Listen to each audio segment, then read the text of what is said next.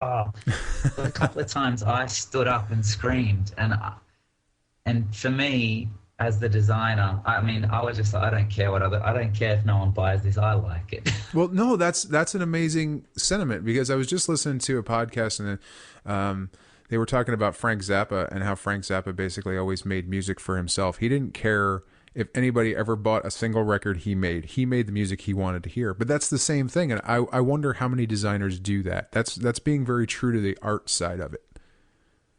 I don't know. There's got to be a certain satisfaction in doing that. I've certainly met a lot that are in it. Well, okay, I won't say that. You can say it to me after we end the interview because now I want to know. If you guys want to hear the rest of the interview with David Harding, and I know you do because David's got some awesome news on what's coming up with Grail Games, you got to make sure you come back next week for another episode of Cardboard Insanity. Until that time, take a listen to our sponsor of the week, and then listen to the Horsey Avenger and I do our review of Matcha.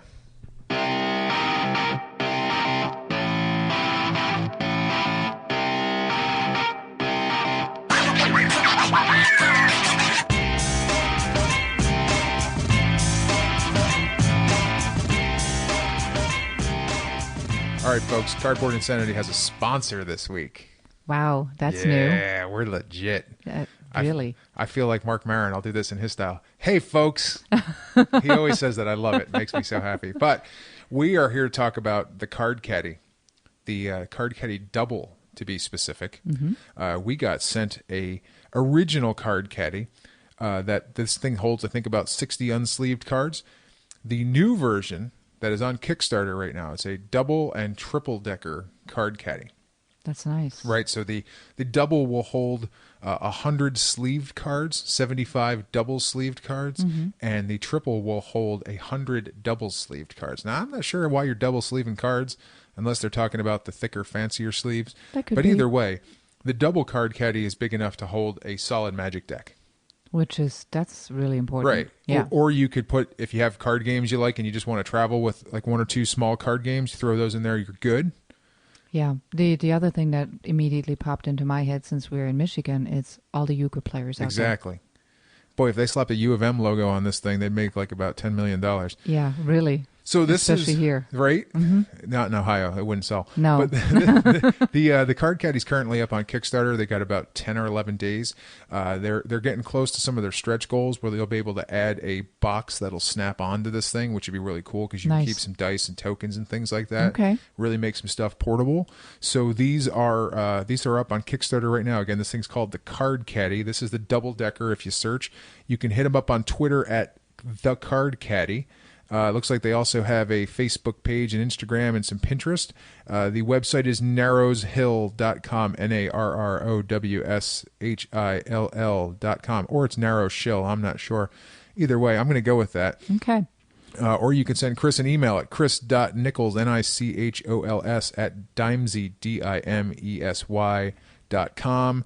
Tell him Cardboard Insanity sent you when you back this thing.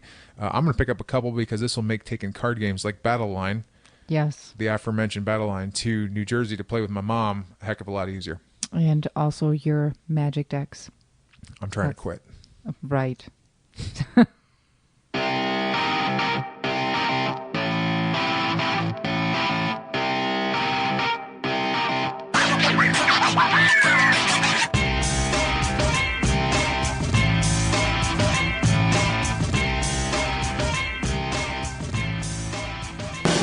And now the moment you've all been waiting for.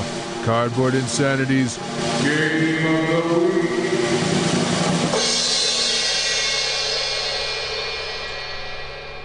All right, so for our Game of the Week this week, we're going to look at the fourth entry in the Mike line, David Harding's Matcha, published by Grail Games. Or Matcha. Or Matcha. I mean, I guess you can match the word you want to the game. That's true. Why do I do that? I don't know. All right. So as part of the Mike line, this game comes in a nice small square box. And like most of David's games, the components are minimalistic, but incredibly well presented. So you have a deck of cards, 4 different suits, red, green, yellow and blue, and these correspond to the Chidogu tokens that we'll talk about in a minute. So the red is your rice bowls, blue is water, green is tea leaves, and yellow is tea stirs. And in each of those suits, there's a card 1 through 4. So identical distribution in those sets. And in addition, you also have 2 cards that are 0. You also get 6, I would call them place setter or placeholder cards. Right? And these are double-sided. One side shows numbers, the other side shows symbols, and that's going to indicate how you're supposed to match or match each card in each of the 3 rounds. And then there's 2 player cards that essentially is just a blank card for holding your Chidogu tokens as you get them. In addition to the cards, and we'll talk about the illustration of the cards in a minute because they're beautiful. You get 7 tokens in each of 5 different types. So these correspond to the matcha cards. You have the rice bowls, which are red. You have the white tea whisks, which we actually didn't talk about, but we will later. Blue water tokens, green tea leaves, and the yellow tea stirs, affectionately known as French fries. As the French fries. Because they look like little French fries. So let's talk about the component quality first. Real quick, cards are good, thick stock.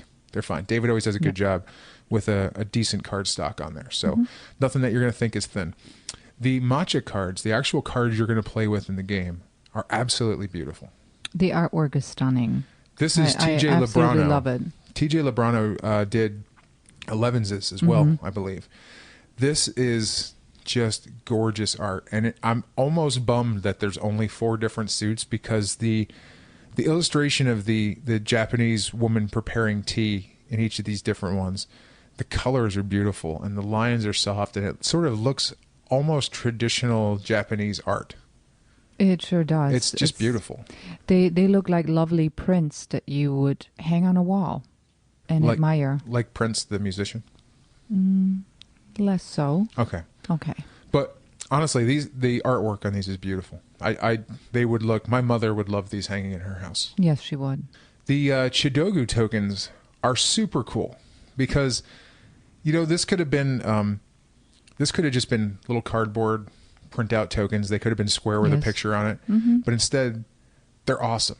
The rice bowls are rice bowls. Yes. The little water droplets are a blue droplet of water. The French fries look like French fries. The snozzberries taste like snozzberries. The tea leaves are little tea leaves, and the tea whisk, looks like an actual whisk. These things are awesome looking. It's just the presentation for a game like this. This could be so vanilla, but the presentation is just fantastic. Well, the detail that was put into this game is what really pulls it together. And, I think that's part of it, right? Because the traditional Japanese tea service is very much about the presentation. And that was not lost conceptually on this game. That's true. Because everything is very elegant. You look at this, and that's the first word that kind of popped into my mind. It's like, this is beautiful, but it's also very elegant. And very much suits the Japanese style of a tea ceremony, which is very formal. Yep. And elegant is a game that tends to get overused in board gaming, but in this case, components-wise, it's beautiful. It's perfect. And I'd even say that elegant describes the gameplay of it. So let's talk about the setup in the beginning here. You take these 6 placeholder cards, and you put them out in groups of 2. One with the number side face up, and one with the symbol side face up. So you'll have 3 rounds that comprise a set. So a full playthrough is a set. Okay, so we'll take the deck of 16 matcha cards, and we're going to leave out the zeros. We'll shuffle those cards up, and we'll deal 1 card out to each of the 6 placeholders. Right. Then we shuffle the zeros back in, and we deal each player 5 cards. Now that's essentially going to leave 2 cards out of the game. Players will be able to see, since they're face up, which numbers are out on the table. Then you're going to look at your hand, and you're going to kind of know, you're going to know what you have, and you're going to sort of have an idea what your opponent has. Absolutely. Right? Barring 2 cards, which leaves just enough space that there's room in there to wonder, man, which of those does the opponent have? Exactly. And then the starting player will play a card into the first round. So we mentioned there's 3 rounds in a set, and each round is played different. Okay, so they're separate from each other. So the first round, there's 2 cards out there face up, and what you're attempting to do is you're going to play a card, and you can pass, but once you've passed for that round, you're done. You're going to play a card either trying to match the number card or the symbol card. Okay, and once both players have passed successively, the round ends, and then the cards are revealed. Now, if one player passes without playing a card against one of the cards, there's no comparison done. The player who placed their card just gets to take a token. Mm-hmm. Even if their card wasn't a match, it never gets revealed. That's the cool thing. It stays face down. So you don't know what your opponent played there.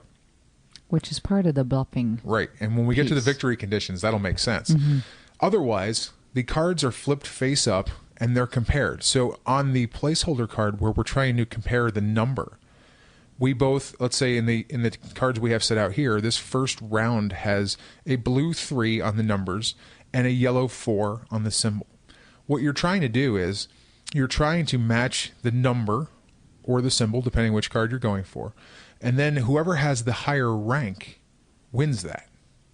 So in the instance of the blue 3, if I have a red 3 out there on my side and the Horsey Avenger has the green 3, she would win because green is a higher rank than red, and that's illustrated on the cards. Which that is very helpful that it's on every single card. Yes. Right. The hierarchy of suits is green, red, blue, and then yellow. But what's really interesting, and this is one of the wonderful twists about this game, is that yellow is actually higher than green. So if I played my green 3 and the Horsey Avenger played her yellow 3, even though her yellow suit is lower, it's actually higher than my green. Right. So she would win. That creates all kinds of difficulty. But whomever wins the match takes the corresponding Chidogu token of the card that you're competing for. So in this case, the winner would take the blue token. The loser gets nothing unless your card didn't match the card on the placeholder. So in this case, if I didn't play a 3, let's say I played any other number, and the Horsey Avenger still played her 3, I would then get one of the T-Whisks, and that's the only way you get the whisk. You don't get the whisk any other way. You have to intentionally lose to get that whisk. Yes, and not have a match. Right, unless the other player also does not have a match. If neither one of you match, then neither one of you gets a T-Whisk. Nobody gets anything. Right. So each round is evaluated one at a time, and I said there's 3 rounds in a set. At the end of each round, you see if anybody has won, and you win by getting one of each of the 5 different Chidogu tokens, or getting 4 of one type. Now, like we mentioned, the interesting thing about this game, and there's a lot of interesting things about this game, but the first one that really tickles my fancy is that there's 18 total cards. Mm-hmm. 6 of them are out on the table. You have 5 in your hand. There's 2 not in the game, so you have a fairly good idea what your opponent has. And this, from the first card you play instantly makes this a clearly I cannot choose the wine in front of me type of game. Right. And I think what drives that is the fact that you can intentionally lose cards and get the T-Whisks and win the game by getting 4 T-Whisks. Right. And as a matter of fact, to win by getting one of each, the only way you can get one of each is if you get a T-Whisk by intentionally losing one. Which is a very interesting piece. Right. So sometimes I've found that you have the cards to win a particular card. Like, okay, I could win this 3.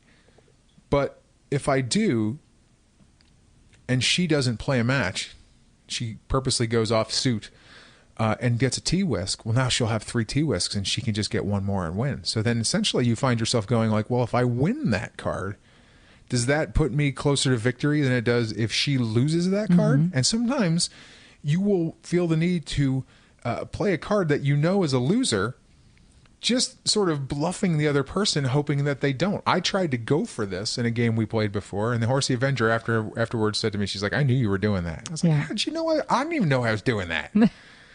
You know? And that's a part that I really like about this game is because you know the cards you hold in your hands, you know the cards in front of you, you have a good idea of what your opponent has to play with, and I'm always looking at the cards going, okay, what's my best possible move out there? in based on his what's going to be his best possible move as well. And there's been times where I intentionally took one of the tokens that I didn't even need, but